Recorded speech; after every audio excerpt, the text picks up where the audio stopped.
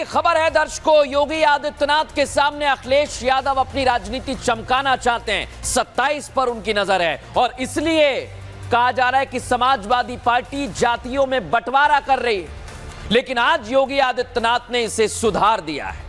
आपको याद है ना, अखिलेश के सांसद ने राणा सांगा पर विवादित कमेंट किया था। राणा सांगा पर समाजवादी पार्टी के सांसद रामजी लाल सुमन ने बयान दिया, मुगलों का महिमा मंडन किया, लेकिन इधर अपमान पर माफी मांगना तो दूर की बात दर्शक, ये अपने बयान पर अडिग है। सांसद साहब को अब तो अखिलेश यादव का भी साथ मिल गया है और आज अखिलेश जी आगरा में पहुंचे हुए थे, सांसद सुमन से मुलाकात भी की। अखिलेश जो कुछ दिन पहले अपने नेताओं को ऐसी बयानबाजी से बचने की सलाह दे रहे थे, आज अखिलेश यादव वहीं पर पहुंच गए और सांसद के साथ खड़े हुए दिखाई दिए। आज उन्होंने पूरी घटना को लेकर बीजेपी को जिम्मेदार बताया और उधर करणी सेना को बीजेपी सेना तक कह दिया। लेकिन आज आगरा में कैसे उन्होंने राजपूतों के खिलाफ बयान दिया, सुनिए जरा। देश के महान योद्धा वीर राणा सांगा पर दिए बयान के बाद करणी सेना ने सांसद रामजी लाल सुमन के घर में तोड़फोड़ की। इसके बाद 12 अप्रैल को करणी सेना ने रक्त सम्मेलन सभा का आयोजन किया और 6 दिन बाद आज अखिलेश यादव सांसद रामजी लाल सुमन के घर उनसे मुलाकात करने पहुंचे। अखिलेश यादव ने पहले ही कह दिया था कि वो ताकत दिखाने नहीं बल्कि अपनी पार्टी के सांसद से मिलने जा रहे हैं, लेकिन आगरा में सांसद के घर के बाहर जो तस्वीरें दिखाई दी उसमें और अखिलेश यादव के बयान में काफी फर्क दिखता है। सैकड़ों की संख्या में कार्यकर्ता हाथों में तख्तियां लिए मौजूद थे। बड़ी संख्या में समाजवादी पार्टी के नेता और कार्यकर्ता यहां पर मौजूद हैं। ये तस्वीरें आप देख रहे हैं, स्वागतम पीडीए के नेता अखिलेश यादव ये तख्तियां लेकर, पोस्टर लेकर ये लोग खड़े हुए हैं। सांसद से मुलाकात के बाद अखिलेश यादव ने आरोप लगाया कि आगरा में करणी सेना हाथों में तलवार और बंदूक लेकर आई और ये सब सरकार के कहने पर हुआ। इतना ही नहीं, करणी सेना को योगी सेना भी बता दिया। आगरा में तलवारें लहराएंगी, बंदूकें भी लहराएंगी, पुलिस ड्रोन की निगरानी में तलवार लहराती योगी सेना को के लोगों को पूरे सम्मान के साथ कोई कार्रवाई नहीं हुई है। श्री अखिलेश यादव जी पहले अपने गुंडों को भेजते हैं, बवाल करवाते हैं और अपने ही गुंडों को करणी सेना बता देते हैं। जो वो कहते हैं वो फर्जी है और परिवार डेवलपमेंट एजेंसी को मजबूत बनाने के लिए इस प्रकार का दुष्प्रचार करते हैं। अखिलेश यादव करणी सेना के सम्मेलन पर सवाल उठा रहे हैं, लेकिन अब उन्हें उनके कार्यकर्ताओं की तस्वीर भी देख लेना चाहिए। देखिए, रिपब्लिक भारत की टीम जब सवाल कर रही थी तो सपा के कार्यकर्ताओं ने विरोध कर कवरेज रोकने तक की कोशिश की। खड़े हुए हैं जी जी, अभी ये कहा, आप तख्तियां हाथ में लेकर हैं कि तो सुन लीजिए आप। बोलिए बोलिए। आपने ये कहा अभी यहाँ पर कि रामजी लाल सुमन अपनी बात पे अड़े हुए हैं। सामने तो आ जाइए, आप कैमरे के सामने। मैं आपसे बात कर रहा हूँ, मुझे तो आप अब बीच में आ रहे हैं ना, आप कैमरे में थोड़ी आएंगे। रुकिए रुकिए, देखिए यहाँ पर बात करने से भी रोका जा रहा है। आपको डर किस बात का है? आपको डर किस बात का है? आप डर क्यों रहे हैं? सुमन जी तो अपनी बात पर नहीं अड़े हुए हैं। ये किस लिए हम सवाल जवाब करेंगे ना, ये गलत बात रोक थोड़ी सकते हैं। अड़े हुए हैं। अब अखिलेश यादव आप बताइए कि गुंडागर्दी किसकी है? हालांकि सांसद रामजी लाल सुमन अपने बयान पर अडिग हैं। उनका कहना है कि जब से विवाद हुआ कार्यकर्ताओं में उत्साह पैदा हो गया है, पीडीए के खिलाफ आकर्षण बढ़ गया है, लेकिन बीजेपी अभी भी माफी की मांग कर रही है।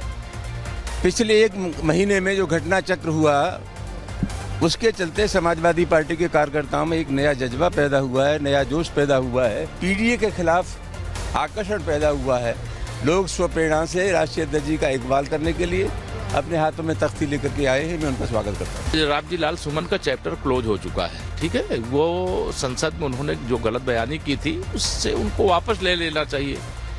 फिलहाल राणा सांगा का ये विवाद थमता दिखाई नहीं दे रहा, क्योंकि कुछ दिन पहले अखिलेश ने पार्टी नेताओं को ऐसे बयान से बचने की सलाह दी थी, लेकिन अखिलेश यादव का सांसद के समर्थन में दिखना बता रहा है कि समाजवादी पार्टी खुद इस मुद्दे को शांत नहीं करना चाहती है।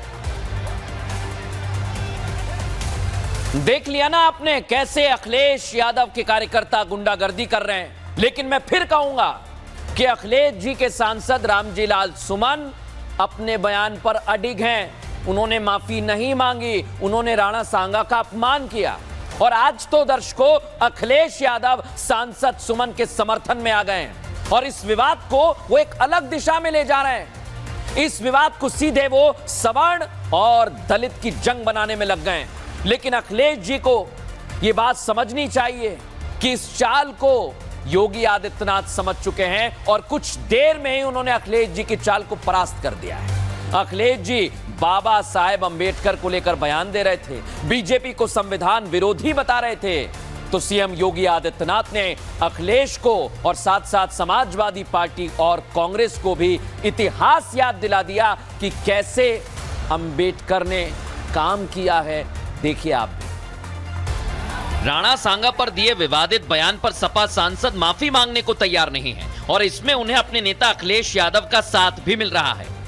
अखिलेश मुलाकात करने पहुंचे मीडिया से रूबरू हुए और सरकार को पीडीए विरोधी बताने की कोशिश में लग गए। पूरे विवाद को सवर्ण वर्सेस दलित और अल्पसंख्यक बताने की कोशिश भी की। अराजक तत्व और योगी सेना को फंडिंग की ताकि ये माहौल बनाया जाए जिससे दो फायदे हों। केंद्र की बीजेपी सरकार को ये बताया जाए राजपूत योगी के साथ है और योगी की सीएम कुर्सी बनी रहे। यूपी में पीडीए और आगरा में मुख्यतः जाटा मुस्लिम निषाद और कुशवाहा समाज में एक डर पैदा किया जाए और खासकर पीडीए समाज में एक डर पैदा किया जाए। सपा अध्यक्ष जो जातीय कार्ड खेलकर पॉलिटिकल माइलेज लेने की कोशिश कर रहे थे, उसकी हवा सीएम योगी आदित्यनाथ ने कुछ देर में निकाल दी। सीएम योगी ने बताया कि कैसे सपा से लेकर कांग्रेस नया जातीय विवाद पैदा करने की प्लानिंग कर रहे हैं।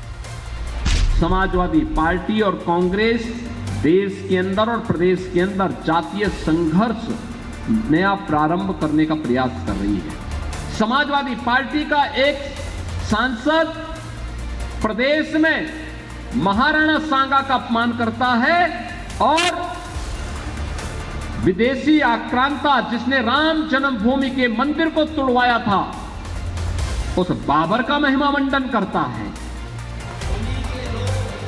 इतना ही नहीं, अखिलेश यादव जिस बाबा साहेब के संविधान के खिलाफ यूपी सरकार को बता रहे हैं, सीएम योगी ने उसे लेकर समाजवादी पार्टी से लेकर कांग्रेस का काला चिट्ठा जनता के सामने रखा। सरकार बाबा साहब भीमराव अम्बेडकर जी के दिया हुआ संविधान पे नहीं चली, उस कानून को नहीं लागू कर रही है। जौनपुर में एक नफरती बाबा साहेब की शोभा यात्रा के दिन उनके झंडे को पैरों तले रौंद रहा था। ये सब इसलिए हो रहा है क्योंकि आज सामंतवादी और प्रभुत्ववादी को पता है कि उनकी सरकार और अगर इस तरह का काम करेंगे तो उन पर कोई कार्रवाई नहीं होगी। उन्होंने बाबा साहब के लिए क्या किया? बाबा साहब का स्मारक नहीं बनने दिया, बाबा साहब के नाम पर एक भी संस्थान का नाम देश के अंदर नहीं पड़ने दिया। लेकिन भारतीय जनता पार्टी ने बाबा साहब के नाम पर चलने वाली अन्य अनेक योजनाओं को प्रभावी ढंग से क्रियान्वयन करने का काम यह भारतीय जनता पार्टी की है। 2027 में यूपी में विधानसभा चुनाव होने वाले हैं और उससे पहले अखिलेश एंड पार्टी एक बार फिर पीडीए वाला कार्ड लेकर आ गई है और राणा सांगा पर दिए विवादित बयान के बाद शुरू हुआ विवाद जिंदा रखना चाहती है ताकि वोट बैंक अपने पाले में किया जा सके।